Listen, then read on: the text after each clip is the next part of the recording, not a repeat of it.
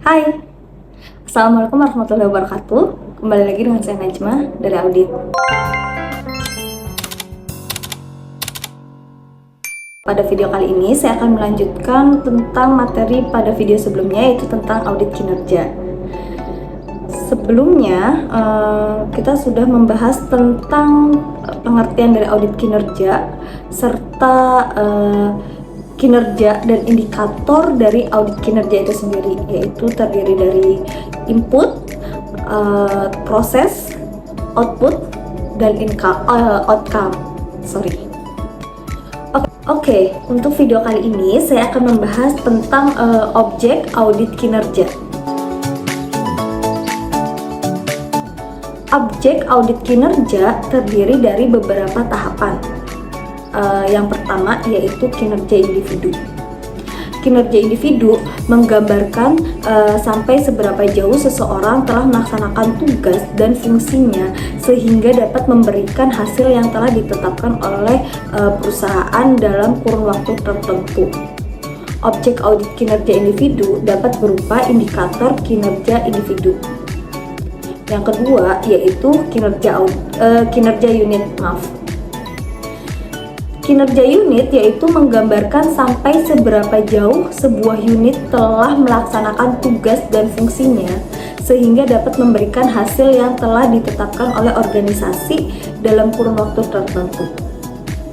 Objek audit kinerja unit dapat berupa indikator kinerja utama di tingkat unit.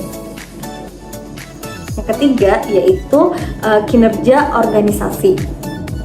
Kinerja organisasi menggambarkan sampai seberapa jauh satu organisasi telah melaksanakan semua kegiatan pokok sehingga dapat mencapai visi dan misi organisasi dalam kurun waktu tertentu. Objek audit kinerja organisasi dapat berupa indikator utama di tingkat organisasi. Pendekatan audit kinerja. Dalam audit kinerja terdapat dua pendekatan yang dapat ditetapkan oleh auditor. Yang pertama, auditor yang menekankan pada proses, prosedur, metode yang akan dilakukan pada program atau kegiatan yang akan diperiksa. Yang kedua, audit yang menekankan pada hasil yang dicapai oleh individu, unit, atau organisasi yang diperiksa. Pendekatan audit ini akan mempengaruhi dalam menentukan tujuan dan kriteria audit. Persyaratan dasar auditor.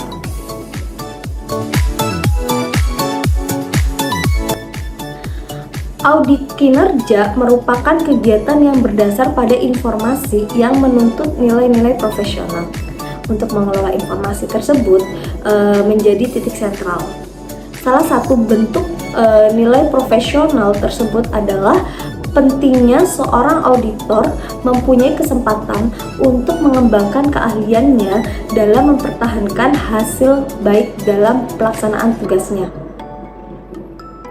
Seorang auditor dalam audit kinerja harus mempunyai latar belakang pendidikan formal yang cukup dan mempunyai keahlian lainnya, seperti kemampuan menganalisis, kemampuan berkreativitas, kemampuan berkomunikasi, baik dalam bentuk lisan maupun tertulis, serta kemampuan terhadap pemahaman atas suatu pengelolaan atau manajemen yang baik. Selain itu, auditor kinerja dituntut untuk selalu memperoleh pendidikan profesional dari berbagai disiplin ilmu secara berkelanjutan.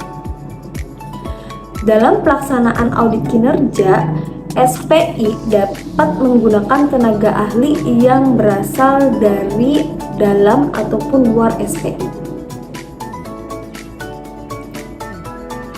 Dalam proses audit kinerja, diperlukan juga checklist evaluasi proses manajemen risiko organisasi.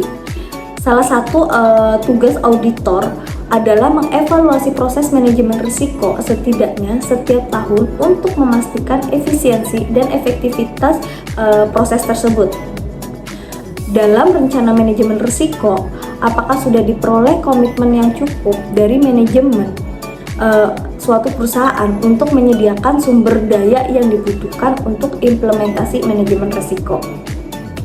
Apakah rencana atau rancangan kerangka manajemen risiko dan kriteria penilaian risiko sesuai dengan konteks internal dan eksternal perusahaan atau lingkungan? Apakah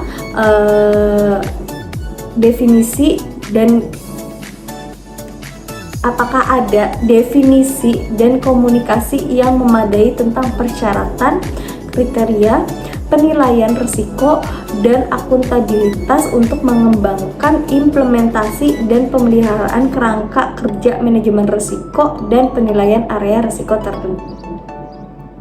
Apakah sikap risiko berada pada tingkat yang sesuai dalam struktur tata kelola perusahaan? Apakah mekanisme komunikasi dan pelaporan internal tersedia untuk memastikan komunikasi yang tepat, termasuk menyeimbangkan transparansi dengan sensitivitas secara efektif? Apakah laporan kepada pemangku kepentingan atau dalam hal ini manajemen cukup mencerminkan sikap dan pendekatan organisasi terhadap risiko? Apakah mekanisme komunikasi dan pelaporan eksternal memadai untuk mematuhi persyaratan hukum, peraturan tata kelola perusahaan, dan untuk mengungkapkan suatu informasi? Apakah ada tindakan dan laporan yang memadai untuk memantau rancangan dan keefektifan kerangka kerja manajemen risiko? Apakah kriteria penilaian risiko, selera tanggapan, dan persyaratan serta pelaporan diterapkan secara konsisten dalam praktik dalam suatu perusahaan tersebut? Apakah orang dengan pengetahuan yang tepat bertanggung jawab atas identifikasi risiko? Apakah status identifikasi risiko saat ini sudah cukup? Apakah kerangka risiko serta proses dan kontrol terkait berubah dengan perubahan kondisi bisnis dan kebutuhan organisasi? Apakah orang dengan pengetahuan yang memadai bertanggung jawab atas analisis, penilaian, dan akuntabilitas risiko? Apakah kegiatan ini cukup ditinjau dan disetujui? Apakah program dan status akuntabilitas risiko yang dipantau dan dikomunikasikan secara memadai dengan tingkat manajemen dan dewan yang sesuai? Oke teman-teman, mungkin untuk audit kinerja itu seperti itu ya, dibarengi dengan pertanyaan-pertanyaan atau skeptisme kita untuk evaluasi proses manajemen risiko terhadap suatu perusahaan. Terima kasih, sampai jumpa pada video berikutnya. Assalamualaikum warahmatullahi wabarakatuh.